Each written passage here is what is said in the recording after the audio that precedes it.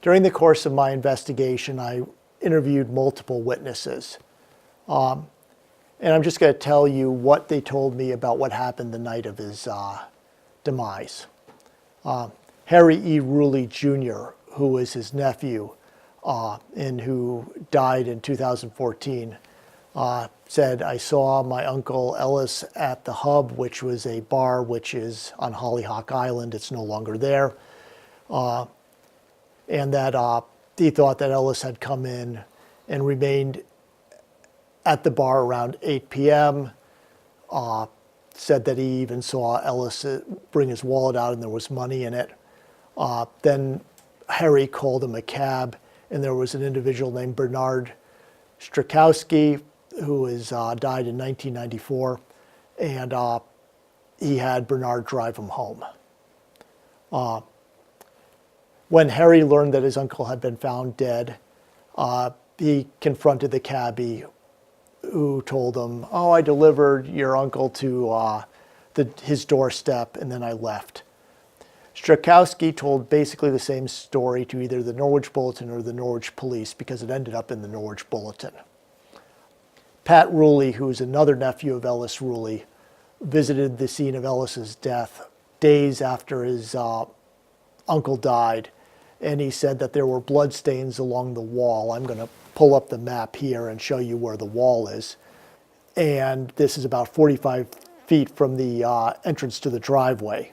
The implication being that Ellis may have fallen and hit his head on the stone wall on one side of his driveway when he was walking up it. Robert Crodel, who was the undertaker who picked Ellis Ruley up, remembered the body is located in the middle of the dirt road. It was cold out, the ground was frozen. He did not see Ellis Ruley's wallet on the ground. He told me, standard procedure, if we had found Ellis Ruley's wallet, it would have been turned over to the police. That was the common practice back in the day.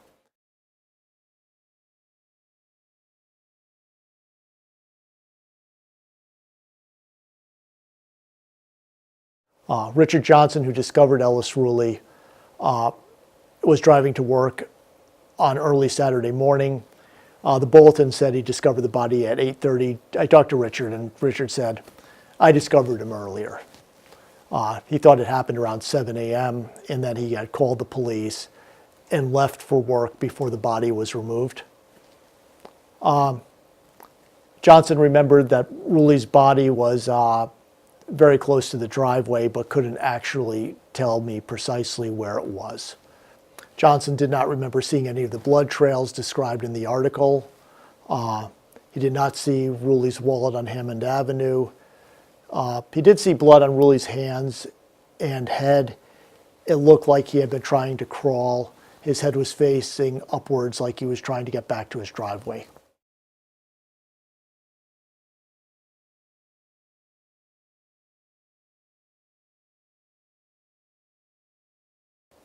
Paul E. Schlau, who was the son of Paul T. Schlau, was 16 years old in 1959. He and his dad went out and saw Ellis's dead body. He later did an interview with Glenn Smith, and I've looked at the transcript. He basically said at the time of Ellis's death, he was living alone. He is a source for the story that Ruley's wallet was seen 15 to 20 feet from his body.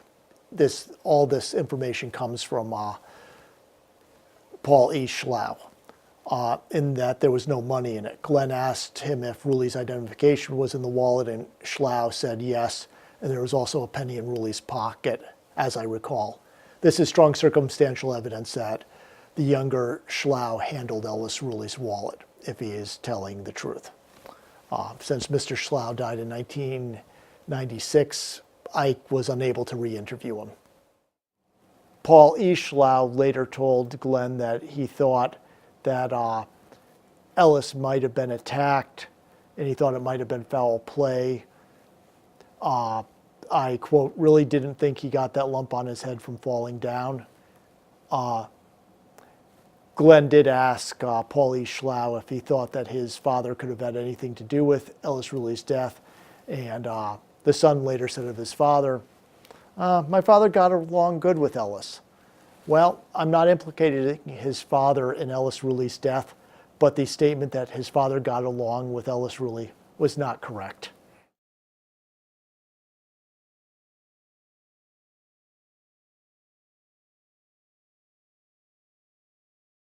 I would also say that Andrew Blakely, who used to visit Ellis, told me that in 1957, in 1958, when he would visit Paul T. Schlau Jr., the father would call the Norwich police on him. He's blocking the road, he's blocking the road. The police would come out and say, he's not blocking the road. No arrests were ever made, but it was indicated that the older Paul Schlau was always aggravated at Ellis Ruley and his guests. So, I mean, I have independent confirmation that there was a bad relationship and that the families did not get along.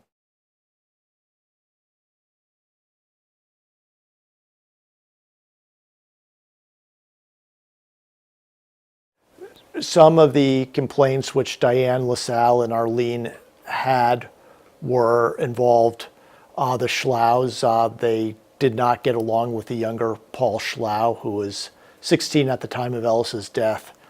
But there was, they've told stories of the Schlau family calling them racial epithets, the younger boy waving a .22 rifle around at them, and throwing rocks at them, and generally not behaving in a neighborly fashion. And based on some of the things that were said to them, I understand why they believed, and probably with good cause, that they were being discriminated against.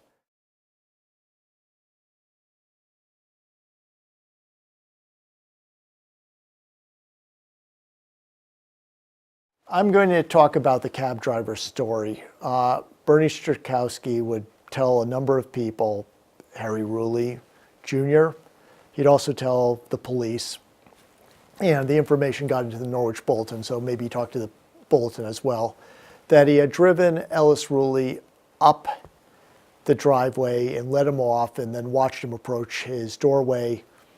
That does not square with the information that has survived, which indicates that Ellis Ruley fell multiple times on his own driveway, starting on the bottom portion, and then left blood trails and other indications that he had never gotten back to his house. What I suspect happened is that he was not driven up that driveway, and the reason for that is it was a hellacious driveway. And as a matter of fact, the family members have said that cabs used to drop them off at the base of the hill, and that's not necessarily racism, it's just that it was a dirt and gravel road, and it was very difficult to drive in the winter months. So at that point, with the padlock still on the door, what happened? Well, there's two possibilities. The first is that Strakowski felt guilty and was embarrassed that one of his rides had ended up dying on the way back to the house, and he just simply told people what he thought would get them off his back. You know, he told his friend Harry Ruley Jr., "Hey, I took care of your uncle." Well, he might have lied to get himself off the hook. That's a story I most have a tendency to believe. The other alternative is that there was some sort of fee dispute near the entrance to Hammond Avenue, maybe a pushing match. Strakowski had been convicted of a number of breaches of peace and other offenses around the time that Ellis Ruley died, somewhere from 1957 onward. So it's possible that there could have been a dispute over the fee. The wallet could have gone on the ground. There might have been some pushing. And that was a backstory for how Ellis Ruley ended up starting out in a condition where he wasn't able to climb his own driveway. But I can't prove it. And that's very inferential. And it's more likely that the cabbie just let him off, and that Ellis, while climbing 370 feet to his driveway and then attempting to work his way up his driveway, just couldn't physically do it and started to fall and hit his head, and that's what led to his death.